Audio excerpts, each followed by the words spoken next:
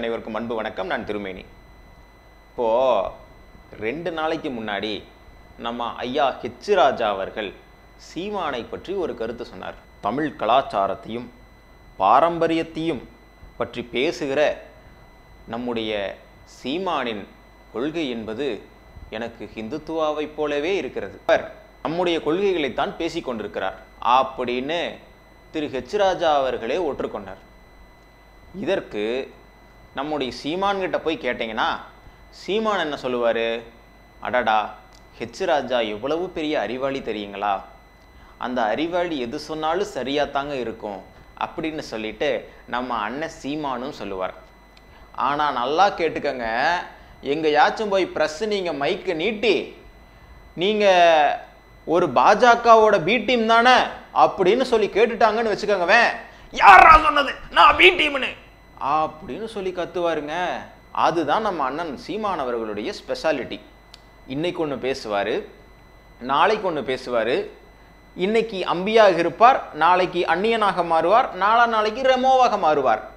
இப்படி பல்வேறு ஆங்கிளில் பல்வேறு கெட்டப்பு போடுற ஒரே ஆள் யாருன்னு கேட்டிங்கன்னா அண்ணன் சீமான் தான்.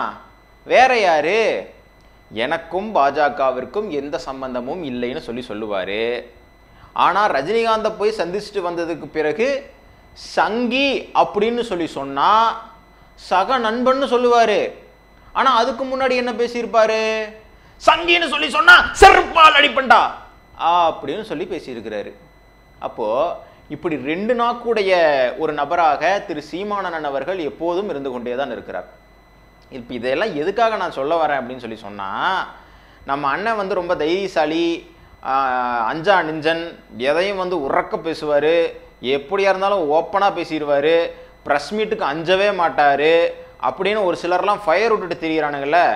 இப்போ அதுக்காக சொல்ல வர்றேன். இப்போது நம்ம அம்மையார் நிர்மலா சீதாராமன் இருக்காங்க இல்லையா, அதாங்க நம்ம இந்திய நாட்டினுடைய நிதியமைச்சர் அவர்கள் சென்னைக்கு ஒரு நிகழ்ச்சிக்காக வந்திருக்கிறாங்க. நிகழ்ச்சிக்காக வந்தவங்களை யார் யாரெல்லாம் போய் சந்திப்பாங்க? இப்போ பாஜகவில் நயினார் நாகேந்திரன் போய் சந்திக்கிறாரு, அண்ணாமலை போய் சந்திக்கிறாரு, வானதி சீனிவாசன் போய் சந்திக்கிறாரு அப்படின்னு சொன்னால் ஓகே, அவங்க கட்சி அவங்க போய் சந்திக்கிறாங்க அப்படின்னு சொல்லி எடுத்துக்கலாம். பின்னாடியே நம்ம செங்கோட்டையன் போய் சந்திக்கிறாரு, சரி ஓகே, அவருக்கும் ஏதோ கனெக்ஷன் இருக்குது, ஏற்கனவே போய் டெல்லியிலேயே போய் சந்திச்சுட்டு வந்துட்டாரு, அதனால் மறுபடியும் இங்கே போய் சந்திக்கிறாருன்னு வச்சுக்கலாம். பின்னாடியே நம்ம கருப்பு காய் எதுக்கு போகுது? அதாங்க நம்ம அண்ணன் சீமான் எதுக்கு போகிறாரு சந்திக்கிறதுக்கு அப்படின்னு தான் கேட்குறேன்.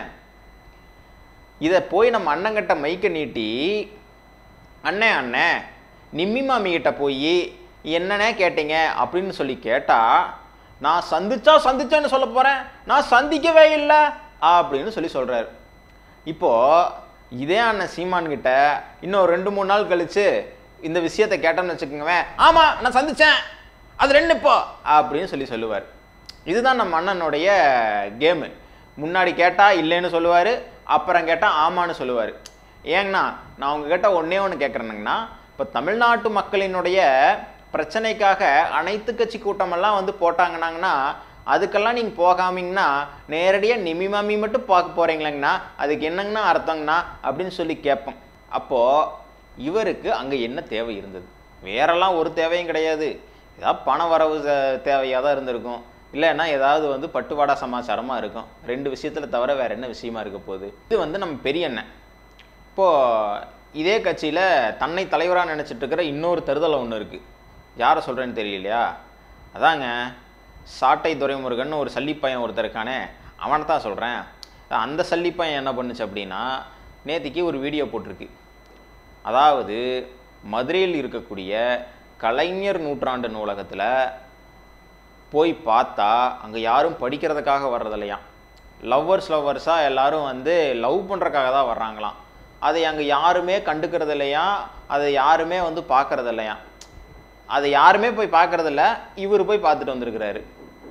இல்லை, நான் தெரியாமல் தான் கேட்குறேன்.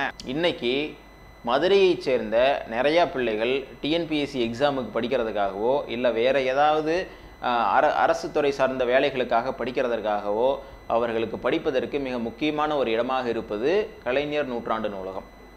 சென்னையில் இதே மாதிரியான ஒரு நூலகம் அண்ணா நூற்றாண்டு நூலகம் இருக்கிறது. அங்கே நிறைய பேர் படிப்பதற்கான வசதிகள் இருக்குது.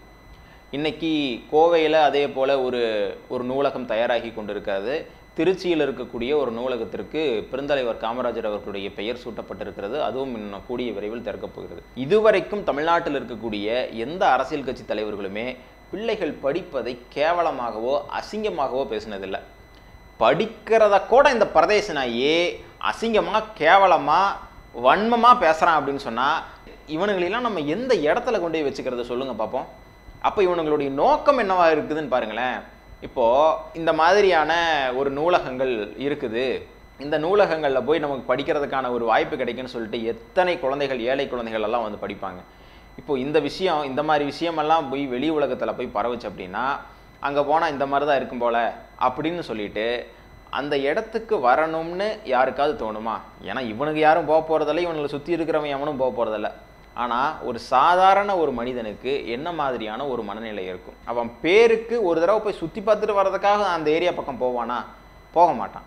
அப்போது ஒரு விஷயம் இவனுக்கு தொடர்ச்சியாக என்ன ஒன்று பரப்புறானுங்க அப்படின்னா, இவனுக்கு யாரும் படிக்கக்கூடாது, படித்து யாருக்கும் அறிவு வந்துடக்கூடாது, எல்லாரும் தற்குறிப்பயலாகவே இருக்கணும், இவனுக்கு பின்னாடியே தெரியணும்னு தான் நினச்சிட்டு இருக்கானுங்க.